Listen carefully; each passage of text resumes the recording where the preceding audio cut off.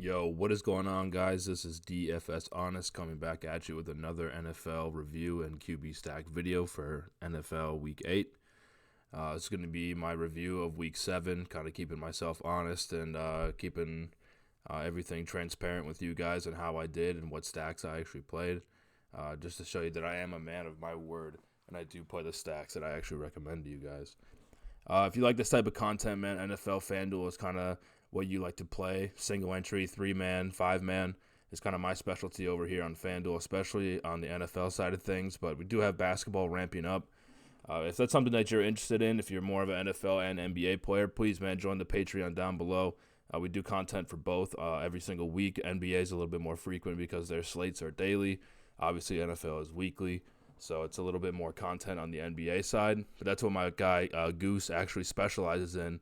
One of the best NBA DFS players I know personally. It's been real fun linking up with him and doing this content together and watching this community grow. So it's really nice. If it's something you guys want to be a part of, get a little bit more insight on my lineups and his lineups, especially for NBA, please check out the Patreon down below, and I'll put his channel up on the screen here in a second.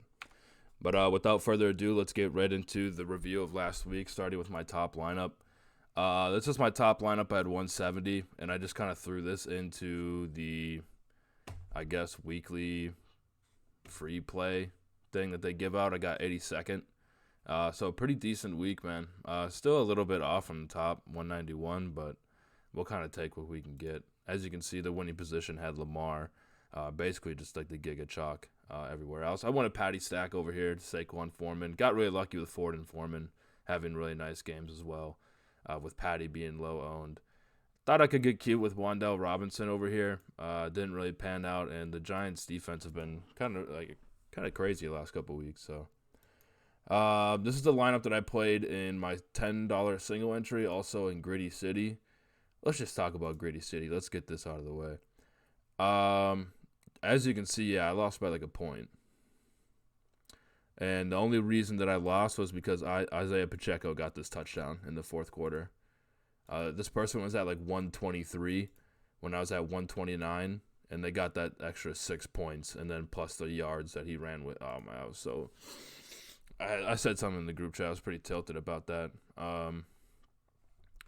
But yeah, props to my brother, Tyler. He questioned me about this Bill stack, and I guess the Bill stack is the one that took me down.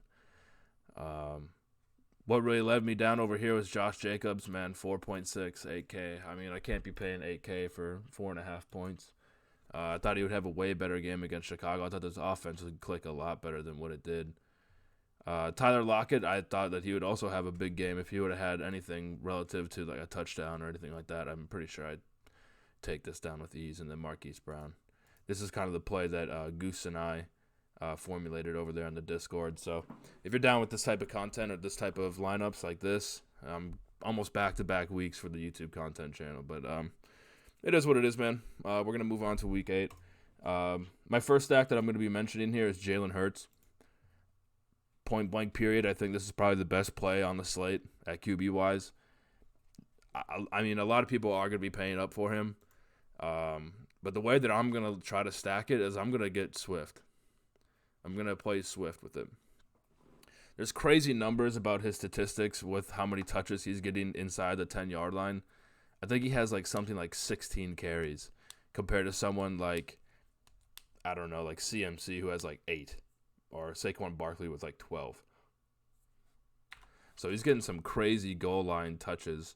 In the sense where if he's going to have one of these games where he does score twice, and he's going to blow up like crazy.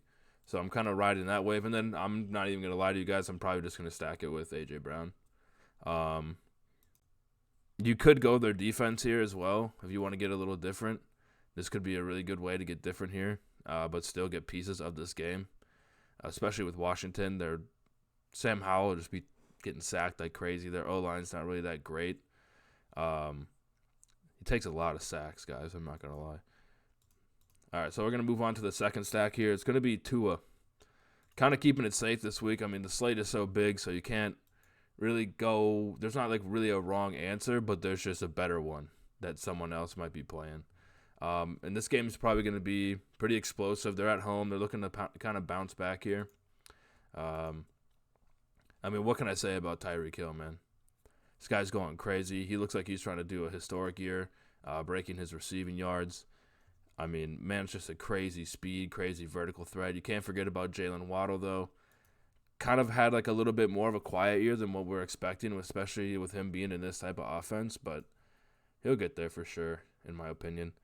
I was thinking about Smythe, but then I looked at it and saw that he like hasn't been targeted in like 2 weeks. If you want to get real crazy, real out there, GPP bros, you can. But the one thing is that he doesn't have any touchdowns, so watch for him to have like a 4-touchdown game now, since I'm not probably going to play him. But this is kind of how I would either double stack it with Waddle, or you can go with any of the running backs. With him having an ankle sprain, it kind of scares me off a little bit of it, but if that's what most people are thinking, that they're going to get scared off of it, he could just smash and just have a good game with low ownership because people are scared of the questionable tag. That's usually kind of how it goes in fantasy. So the last stack here is, believe it or not, going to be Dak Prescott. And now I know what you're thinking. Why would you do Dak Prescott? And the main reason that I'm thinking that I'm going Dak Prescott is, one, these prices for these types of players are crazy. I mean, 7-3, 7-6, and 7-8. This week, you can get a really nice, fun build with Dak. And if he has anything to a decent game where he's putting up 18.5, 19 points, 20 points, like this is going to be a good Dallas game for sure. I mean, Tony Pollard, people are really low on Tony Pollard, but we've all seen what kind of explosive player he's been or has been in other seasons. Same with CeeDee Lamb. I mean, this offense just, the whole squeaky wheel narrative with Jerry Jones and him not being a wide receiver one, I mean, that shit stings, man. That shit stings. Also, you can go their defense here as well. Jake Ferguson, obviously not all in the same lineup, but if I had to do it some way, I would either think about going like this, or maybe getting different and going something like this with Jake Ferguson.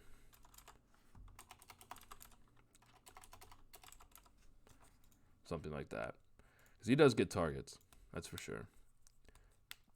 A little bit of a down week last week, but playing 86% of the snaps. So, all right, man. Well, those are my 3 quarterbacks that I'm going to be looking at this week to stack up. It's going to be Hurts, Tua, and Dak Prescott.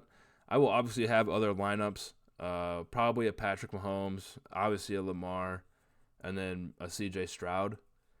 If you're looking for a complete dive punt play, I don't mind double stacking Matthew Stafford on the run back, and maybe something like Mac Jones or Derek Carr this week. Maybe Derek Carr could be a little bit of a sleeper, but yeah, man, if this is the type of content that you like and you enjoy, thank you for watching. I appreciate that. Make sure you like, comment, and sub. Like I said before, make sure you join the Patreon down below where we can chop it up on Discord. We go live before lock about an hour and a half on Sunday. With basketball season, our schedule is changing up a little bit, so we'll do NFL on Thursdays now in the afternoon. So like I said before, if that's something that you're interested in, please join the Golden Goose DFS family in the Patreon. Thank you very much, guys. Hopefully you guys have a good weekend. Can't wait to hear from y'all in the comments. If you do win, let me know. If not,